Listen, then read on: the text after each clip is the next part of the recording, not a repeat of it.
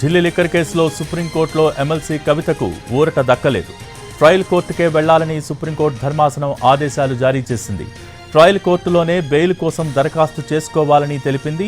PMLA కేసులతో ధర్మాసనం tag చేసింది. మహిళ అయినందున ట్రయల్ కోర్టు వీలైనంత త్వరగా నిర్ణయం తీసుకోవాలని చెప్పింది. ఇక మరోవైపు ఈడీకి నోటీసులు ఇచ్చిన సుప్రీంకోర్టు ధర్మాసనం 6 వారాల్లో కౌంటర్ ఫైల్ చేయాలని ఆదేశించింది.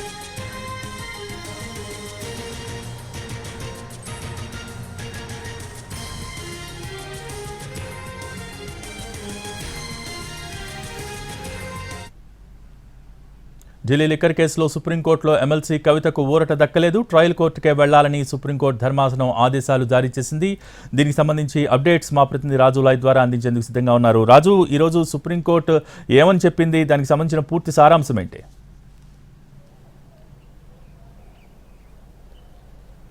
ఎస్ భోగి, ఈడీ అధికారులు కవితను అరెస్ట్ చేసినటువంటి అంశం మొత్తం కూడా అక్రమంగా జరిగింది. అక్రమంగా తనను ఈడీ అధికారులు అరెస్ట్ చేశారు అంటూ కవిత అరెస్టును ఛాలెంజ్ చేస్తూ కవిత తరపున న్యాయవాదులు కవిత భర్త సుప్రీంకోర్టును ఆశ్రయించారు. అయితే ఆ కేసుకు సంబంధించినటువంటి విచారణ ఈరోజు కోర్టు ప్రారంభం కాగానే స్పెషల్ బెంచ్ విచారణ జరిపింది. Justice Sanjeev Khanna, justice బేలాయం Trivedi, justice సుందరేష్ల ధర్మాసనం ప్రత్యేకంగా కవిత కేసును విచారణ జరిపింది. అయితే ఈ సందర్భంగా కవిత తరపున సీనియర్ కౌన్సిల్ కపిల్ సిబాల్ తన వాదనను వినిపించే ప్రయత్నం చేశారు. అయితే ఈ కేసులో కవితకు మాత్రం ఈ విచారణ సందర్భంగా ఎటువంటి ఊరట దక్కలేదు. ఎందుకంటే తనకు బెయిల్ కావాలి, బెయిల్ ఇవ్వాలి. అంతేకాదు ఈడీ అక్రమంగా అరెస్ట్ చేసిందనే విషయం పైన కొంత కోర్టు ముందు తమ వాదనలు వినిపించే ప్రయత్నం చేశారు. కానీ రాజకీయ నాయకులైనంత మాత్రాన మీకు ఒక ప్రత్యేకమైనటువంటి విచారణ అంటూ ఏముండదు. గతంలో ఏ విధంగానైతే ఢిల్లీ లిక్కర్ కేసుకు సంబంధించినటువంటి విచారణలు జరిగాయో ఈ కేసు విచారణ కూడా అలాగే జరుగుతుందని చెప్పి జస్టిస్ సంజీవ్ ఖన్నా స్పష్టం చేశారు.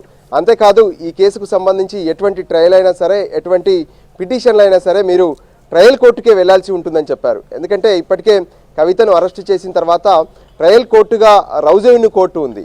సో రౌజ్ అవెన్యూ కోర్టులో కవితను ప్రొడ్యూస్ చేశారు. ఈడీ వారం రోజుల కస్టడీకి కూడా తీసుకుంది. రేపు మరోసారి కవితను కోర్టు ముందు ప్రవేశపెట్టబోతున్నారు. ఎందుకంటే వారం రోజుల కస్టడీ ముగుస్తుంది. సో ఏదైనా సరే మీరు అక్కడికే వెళ్ళాలి, అక్కడే బెయిల్కి సంబంధించినటువంటి పిటిషన్ కూడా వేసుకోవాలన్నారు. సో మహిళ, పిల్లలు ఉన్నారు. ఈ అంశాలన్నింటినీ కూడా పరిగణలోకి తీసుకున్నప్పుడు సో ఖచ్చితంగా ఈ కేసును త్వరగా విచారణ జరపాలనే విషయాన్ని కూడా ట్రయల్ కోర్టుకు సుప్రీంకోర్టు ఆదేశాలు జారీ చేసింది. అదే సమయంలో ఈడీకి 6 వారాలు గడువిస్తూ వెంటనే కౌంటర్ దాఖలు చేయాలంటూ ఈడీకి కూడా నోటీసులు జారీ చేసినటువంటి పరిస్థితి సుప్రీంకోర్టులో కనిపించింది. Bhogi. Okay, thank you Raju.